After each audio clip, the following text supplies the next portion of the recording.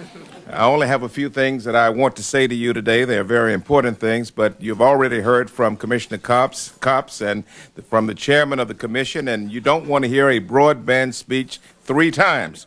While I could give it to you from a legislative perspective, I think you kind of get it.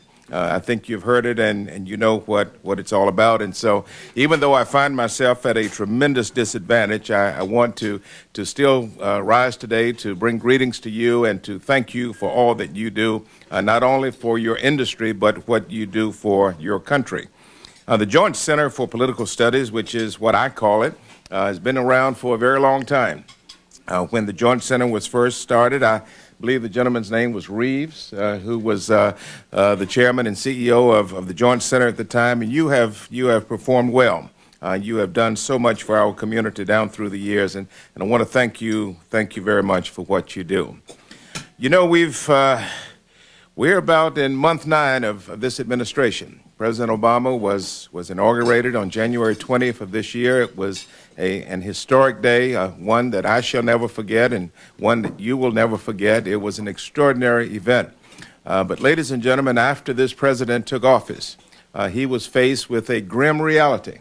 The grim reality was that we were and are facing a worldwide recession, not just an American recession, but a worldwide recession.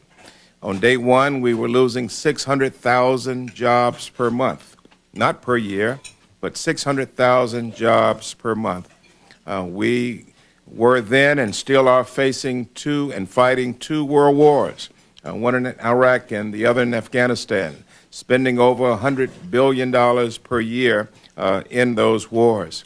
We had just gone through a very painful tax cut of more than $1 trillion over the last 10 years. The wealthiest citizens in our country have experienced a very fortunate windfall. They have been given a tax cut, which has tremendously affected our ability as a government to fund worthwhile projects. On day one of this administration, banks were failing, and you know that story. The auto industry was beginning to collapse. We were headed to a depression. And that's not an overstatement. That's not a political spin on my part. The expert economists throughout the world said that this country was headed toward a recession, toward a depression, something like we have never seen since the Great Depression of the 1930s. And so we have been faced with a tremendous challenge. Typically, when you face a deficit in your organization, whether it's in your church or your home or your business, typically, when you face a deficit, the first thing you want to do is stop spending. That's rule number 1. When you have a deficit, you stop spending. But the problem is that in a government, when you're facing a recession, you cannot stop spending.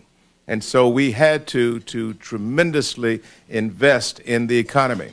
And that has been very expensive. It's been very painful. It's been very much misunderstood by some of those on the right of the political spectrum, but we had to do it. One of the things that we did was to pass the Recovery Act, some $800 billion that we passed. It was very controversial, but it did pass both the House and the Senate and was signed into law by the president. We passed a Recovery Act that is now beginning to work. We are now beginning to feel the positive impact of the Recovery Act. And as part of the Recovery Act, $7 billion was made available to NTIA and to USDA Rural Utility Service to expand broadband access to help stimulate jobs in our economy. And now we have over 2,200 applications that have been submitted for $4 billion that is available in the first round of funding. It is clear that this program is not only effective, but it has caught the attention of the country.